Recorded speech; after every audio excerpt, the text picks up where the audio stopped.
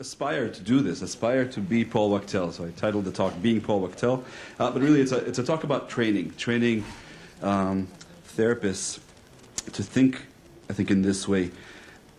This was the case is actually more elaborate. The case that we got to read from Paul is even more elaborate and even more beautiful than the description that you heard here today. This is a really virtuosic, I think that's the word that Eva used, and I like it, of just great therapy that's really respectful and attentive to the patient's needs, to reality. This person really needs to pass this exam, and to previous evidence about what works, and which. And Paul has a footnote where he says, even though I'm paying attention to all these dynamic things, I stuck to the protocol. I went back to doing systematic desensitization because I know it works and I know it's necessary.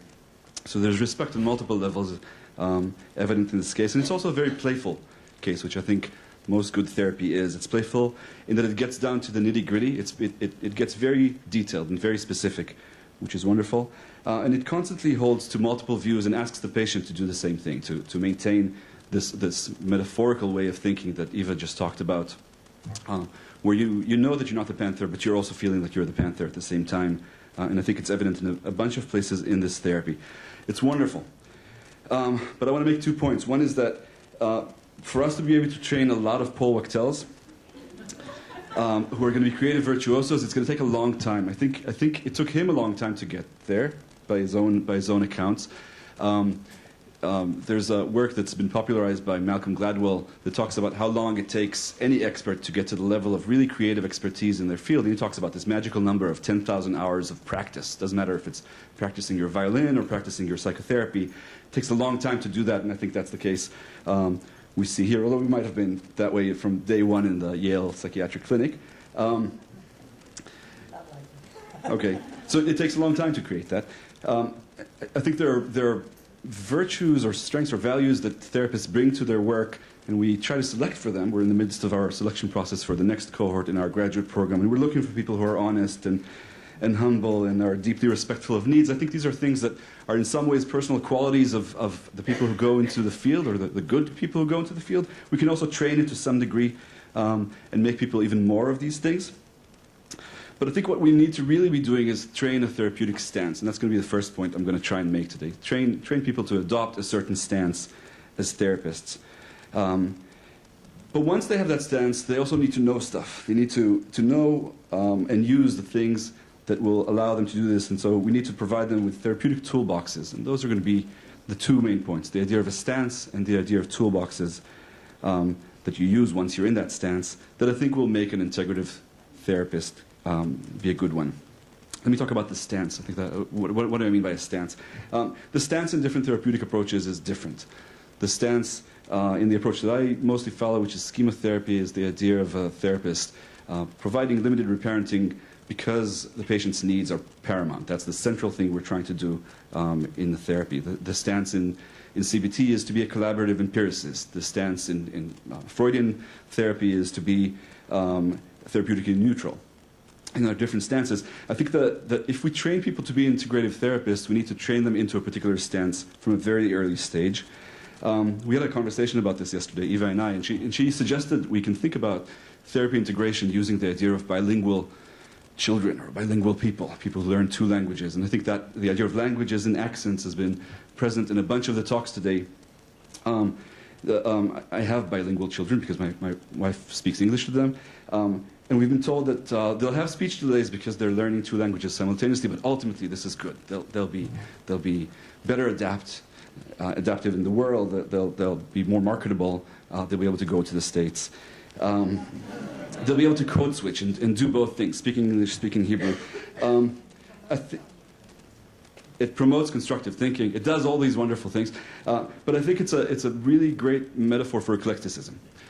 It's not a good metaphor for what integration asks us to do. I think to be integrative, and the aspiration in being integrative is to really develop a third language, a third and new language out of those new things. Esperanto is a new language developed out of basic practices of component languages. I don't speak it myself, but I wish I did.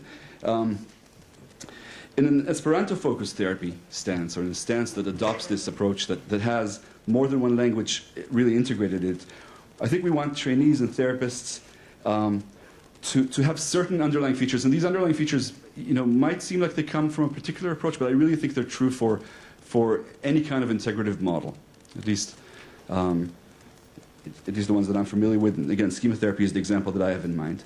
We want therapists to base their work on a case formulation. It's the idea that Eva talked about earlier. We want that case formulation to be an integrative one, but we want it to be present in the therapy.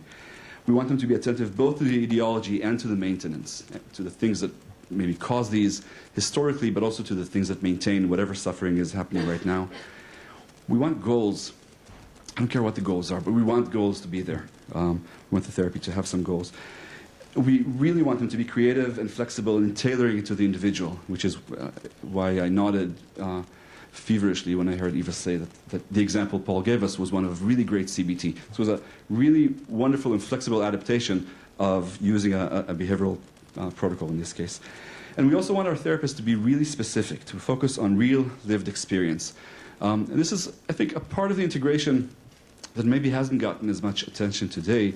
We talked a lot about the integration of behavioral principles or behavioral and cognitive principles with dynamic principles, but really there's a third and very influential tradition in psychotherapy, which is the experiential, humanistic tradition. And I think the major component there is the idea of focusing on lived experience and trying to get to that experience. And in many ways, the examples that Eva calls metaphors and that were very evident in the work that Paul was illustrating are not metaphors in my book. They're images. They're imagery exercises. There's things that make you feel something. They're things that evoke emotions.